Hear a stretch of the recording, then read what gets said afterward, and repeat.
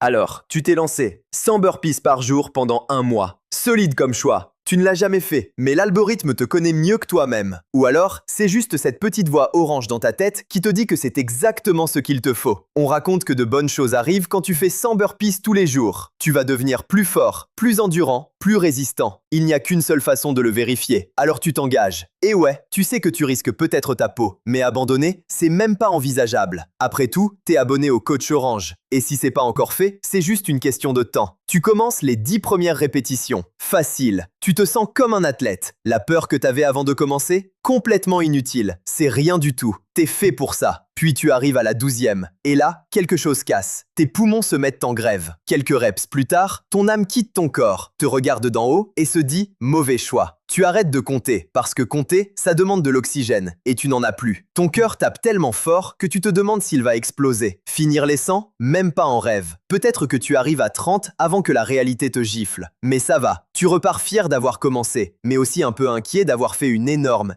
erreur de vie. Peu importe, tu dors mieux que depuis des années, parce que t'es complètement fracassé. T'es censé te réveiller, mais tu te réveilles pas, parce que t'es mort de la séance d'hier. Non, je rigole, t'es encore vivant, à peine. Tu te lèves en t'attendant à te sentir mal, mais c'est encore pire que ce que t'imaginais. C'est comme si tes muscles avaient lancé un SOS pendant la nuit. Chaque mouvement est une négociation. Sortir du lit, c'est un exploit. T'asseoir sur les toilettes, c'est une crise nationale. À ce stade, tu te demandes si les burpees, c'est pas juste une expérience gouvernementale pour briser les gens. Mais en fait, aujourd'hui, c'est pas la souffrance qui compte, c'est la récupération, le sommeil, le vrai. Pas la sieste avec un œil ouvert comme ça. Ouais, ça ne suffira pas. Tu te réveilles avec les yeux rouges et du regret plein la tête. Pas le meilleur moyen de survivre à un défi burpees. Félicitations, t'as officiellement réveillé des muscles dont t'ignorais l'existence. Ton corps est encore raide, mais t'es pas cassé. Chaque mouvement est net, précis et douloureux. Mais c'est une bonne douleur, celle qui te rappelle que t'es vivant, celle qui te dit que ça marche. Tu n'attends pas que les courbatures disparaissent. Tu n'attends pas de te sentir prêt. Le mouvement, c'est le remède. Tu démarres doucement, par série de 10, tu pousses à travers la raideur. Tu essaies d'atteindre 100. Peut-être que t'y arrives pas encore, mais t'en fais déjà bien plus que le premier jour. Et à la fin, truc bizarre, tu ne te sens pas pire, tu te sens mieux. Ton corps apprend. T'es encore courbaturé, mais ça passe plus vite. Tu remarques un truc nouveau. Ton cœur n'explose plus après les 10 premières reps. Les 20 premières passent plus en douceur. Ton saut ressemble moins à un poisson mourant. Ton corps râle toujours, mais il ne hurle plus. C'est le premier jour où tu termines les 100 burpees. Et pour la première fois, ça ne ressemble pas à la fin du monde. T'es fatigué, oui, mais t'es pas par terre à remettre en question toute ta vie. En fait, tu te dis que tu pourrais en faire encore un peu, juste quelques reps de plus, histoire de prouver que les burpees ne te possèdent plus. Il se passe un truc, tu progresses. Jour 5, tu réalises que les burpees, c'est pas juste de la souffrance, c'est une compétence. Tu atterris plus en douceur, tes pompes sont plus propres, tu respires mieux, tu transpires toujours comme une cascade, mais maintenant, c'est contrôlé. Tu fais pas juste des burpees, tu apprends les burpees. Tu termines à nouveau les 100 reps, 2 jours de suite. Jamais fait ça avant. Cette fois, c'est un peu plus facile et tu n'en reviens pas. Mais finir les 100, c'est plus ton objectif? Maintenant, tu veux les faire avec une meilleure technique, un meilleur rythme. Et là, truc étrange, tu te réveilles en pensant être détruit, mais non. Ton corps récupère plus vite. Tu sens toujours l'effort, mais ça ne te ralentit plus autant. Avant, il te fallait 4 ou 5 pauses pour finir la séance. Maintenant, tu fais tes 100 reps avec moins d'arrêt. Ton endurance grimpe